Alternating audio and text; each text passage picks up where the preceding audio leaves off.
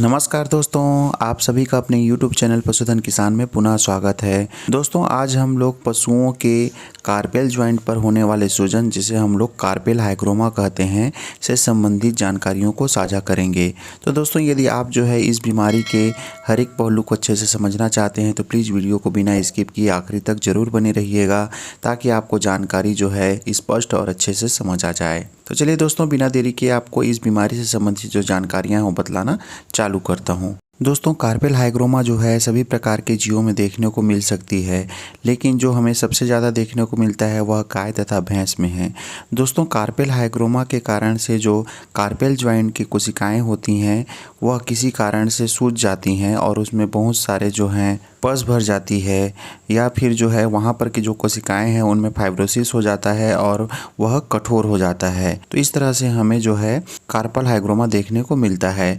दोस्तों, carpel hygroma का जो बेस्ट ट्रीटमेंट हो सकता है उसके लिए हमें एक चीज़ को जानना बेहद ही ज़्यादा जरूरी है कि उसमें पस फॉर्मेशन हुआ है या फिर वहाँ पर कोशिकाओं का फाइब्रोसिस हुआ है। अगर हम लोग जो है इस चीज़ का अच्छे से पता लगा लें तब की स्थिति में इसका जो इलाज है वह अच्छे से हो सकता है। अगर हम लोग जो है कार्पेल हाइग्रोमा होने के कारणों की बात करें तो इसका जो सबसे महत्वपूर्ण कारण है दोस्तों, वह है पशु आवास गृह के फर्श का कठोर तथा हार्ड होना।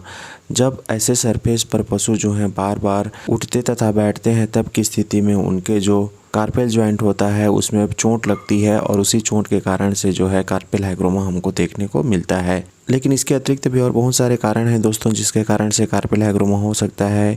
उनमें से एक कारण है पशु का एक ही जगह पर लंबे समय तक बंधे रहना, पशु का ओवरवेट होना, कम जगह पर आवश्यकता से ज़्यादा पशु बंधे होना, ये भी जो है कार्पेल हाइग्रोमा के कारणों में से एक हो सकते हैं। दोस्तों, अगर आप जो है चाहते हैं कि आपका जो जानवर है वह कार्पेल हाइग्रोमा से बचा रहे, तब की स्थिति में आपको 2-3 चीज़ों पर विशेष ध्यान देना चाहिए। जैसे कि जब भी आप जो है गौशाला निर्माण करें तब जो है उसके फर्श को इस तरह से बनाएं कि उसमें किसी तरह की फिसलन ना हो, जिससे कि जो आपके पशु हैं उनके खुर जो है उसमें मजबूती से पकड़ बना सकें और उनमें उठने तथा बैठने के दौरान किसी तरह की चोट ना लगे। दूसरी चीज़ दोस्तों, यदि आपके जो पशु हैं वह काफ़ी हेवी वेट वाले हैं, अर्थात उनका वजन ज़्यादा है, उस स्थिति में आप जो रबड़ वाले मैट आते हैं जो कि अभी आपको इस वीडियो में दिखाई दे रहा है वो भी लगा सकते हैं, जिससे कि उनके घुटनों में होने वाले जो चोट हैं वह बिल्कुल ही ना लगे और उसके कारण से जो कार्पेल हाइग्रोमा होने की चांसेस रहता है वह हमारे पशुओं में ना देखने को मिले। तीसरी चीज़ दोस्तों, जो हमारे पशु आवास गृह की जो क्षमता है उसके अनुरूप ही हमें वहाँ पर पशु बांधने हैं। जैसे कि अगर हमारी जो गौशाला की क्षमता है 30 जानवरों की है तो हमें उस जगह पर कभी भी 40 से 50 जानवर नहीं बांधने चाहिए, क्योंकि जब भी हमारे गौशाला में ओवर क्राउडेड एनिमल्स बंधे हुए होंगे तब की स्थिति में कार्पेल हाइग्रोमा होने के चांसेस जो हैं वह काफ़ी बढ़ जाएंगे। अंत में दोस्तों, अगर हम लोग कार्पेल हाइग्रोमा के इलाज की बात करें तो सबसे पहले तो हमें यह देखना होता है दोस्तों कि उसमें पस फॉर्मेशन हुआ है कि फाइब्रोसिस हुआ है। अगर पस फॉर्मेशन हुआ है उस स्थिति में हमें उस सूजन वाले भाग पर 2 से 3 छोटे छोटे चीरे लगाने होते हैं जो कि अलग अलग साइड में होता है, ताकि जितने भी चैम्बर में वहाँ पर पस फॉर्मेशन हुआ है वहाँ से वह बाहर निकल आए। उसके बाद हमें उस घाव की अच्छे से ड्रेसिंग कर देनी चाहिए जो कि बेटाडीन से होना चाहिए। दोस्तों, अगर हमारे जानवर को कार्पेल हाइग्रोमा तो हुआ है, लेकिन यदि हम लोग अगर उसे छू के देख रहे हैं और यदि वह कठोर महसूस हो रहा है, उस स्थिति में हमें चीरा नहीं लगाना चाहिए। उस स्थिति में हमें दवाओं की सहायता से उसे सुखा देने चाहिए।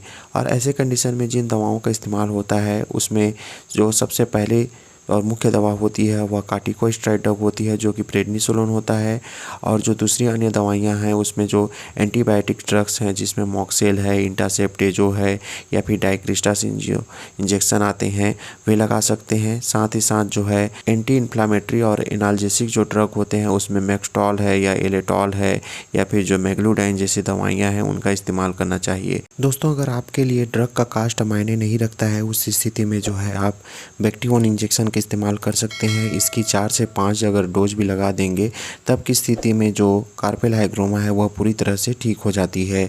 यह मेरा खुद का अनुभव है।